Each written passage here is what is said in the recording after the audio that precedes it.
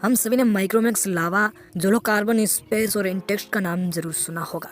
लेकिन आज के समय में आपको ये सब स्मार्टफोन कंपनीज देखने को नहीं मिलता। ये सब कंपनीज 2014 से पहले बहुत अच्छा प्रदर्शन कर रही थी।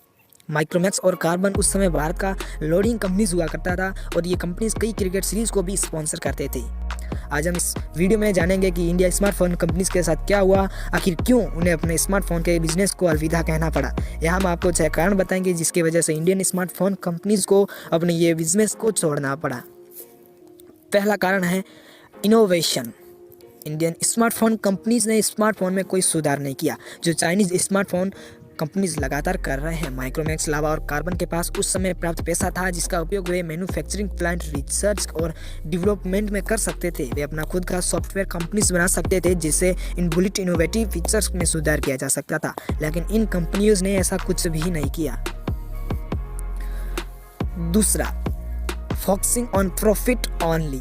ज़्यादातर इंडियन स्मार्टफोन ब्रांड का एक स्मार्टफोन में 20 से 30% प्रॉफिट मार्जिन होता था और ये चाइनीज़ स्मार्टफोन कंपनीज के मुकाबले बहुत ही ज़्यादा था। इंडियन स्मार्टफोन कंपनीज ये चाहते थे कि जितना जल्दी हो सके उतना जल्दी ज़्यादा से ज़्यादा पैसा कमाया जा सके, लेकिन ये आइडिया पूरी तरह से असफल हुआ। एमआई अभी भी बहुत ही कम प्रॉफिट कर रहे हैं क्योंकि वे चाहते हैं कि कंज्यूमर को उनके प्रॉफिट से प्यार हो जाए, चाहे उन्हें अपने स्मार्टफोन के बिजनेस में कम फ़ायदा ही क्यों ना हो। तीसरा कारण है low quality products. Chinese smartphone brand जैसे एमआई, ओप्पो, वीवो और वन प्लस ने शुरुआती सस्ते कीमत में हाई क्वालिटी प्रोडक्ट्स देना शुरू किया। दूसरी तरफ इंडियन स्मार्टफोन कंपनीज बड़ा प्रॉफिट मार्जिन रखकर ज़्यादा पैसा कमाना चाहते थे और साथ में चाइनीज ब्रांड के मुकाबले इंडियन ब्रांड का क्वालिटी भी काफ़ी ख़राब था। चौथा, मेक इन इंडिया।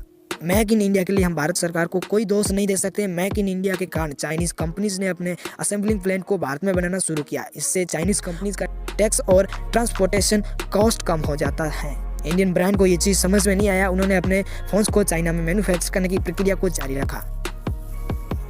पांचवा, चाइनीज मैन्युफैक्चरिंग।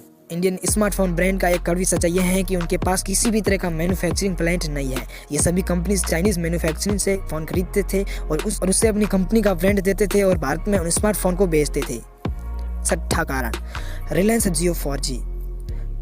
सभी इंडियन स्मार्टफोन ब्रांड ये उम्मीद कर रहे थे कि 4G भारत में 2018 तक आएगा, लेकिन जियो ने 2016 में ही अपने 4G नेटवर्क को देश भर में फैलाना शुरू कर दिया। इंडियन स्मार्टफोन कंपनीज 4G के लिए तैयार नहीं थे और कोई बड़ा फैसला लेने से पहले एमआई, ओप्पो, वीवो और वन प्लस ने इस 4G मार्केट को कैप्चर करना शुरू कर लिया।